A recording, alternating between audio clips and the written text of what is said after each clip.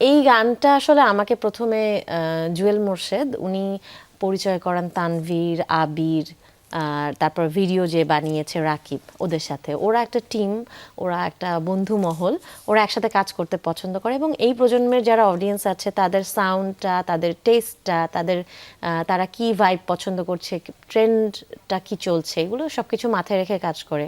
In fact ওদের কাজটা আমাকে যখন রেফারেন্স দেয়া হয়েছে যে আবিরের লেখা, আবিরের গাওয়া এবং তানভীরের মিউজিক করা তাণ্ডবের যে টাইটেল ট্র্যাকটা ছিল, ওটা শুনে আমি খুব মুগ্ধ হয়েছি যে না, ওরা তো মানে এখনকার শ্রোতারা যেটা শুনতে পছন্দ করছে সেই রকম কাজ করছে।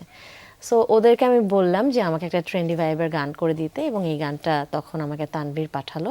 পরবর্তীতে রাকিব আসলে মিউজিক ভিডিওটা বানালো এবং সেখানে চমককে মডেল হিসেবে ও যখন প্রপোজ করে, তখন আমি দেখলাম যে এখনকার কন্টেন্ট ক্রিয়েটার্সদের মধ্যে চমক খুব ভালো কাজ করছে, বাংলাদেশকে প্রেজেন্ট করছে বিভিন্নভাবে।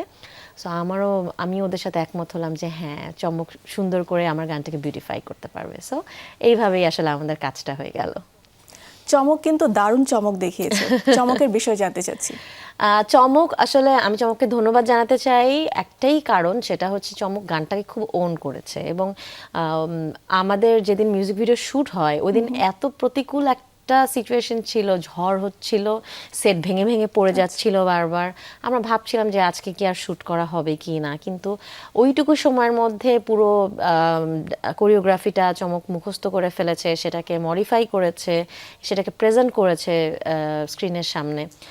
সব কিছু মিলিয়ে আসলে তার পরবর্তীতেও ও যেভাবে গানটা নিয়ে ছুটেছে, ওর যে ইভেন্টগুলো হয়েছে সেখানে সে ডান্স করেছে গানটাতে বা গানটাকে প্রেজেন্ট করেছে, এই যে একটা কাজ করেই যে কাজটা শেষ করে দিলাম, সেই মনোভাবটা ওর মধ্যে নাই। কিন্তু ও গানটাকে যেভাবে করে ওন করে গানটাকে সবার সামনে নিয়ে আসছে, এইটা আসলে আমার খুব ভালো লেগেছে। একজন রিয়েল আর্টিস্ট মনে হয়েছে ওকে।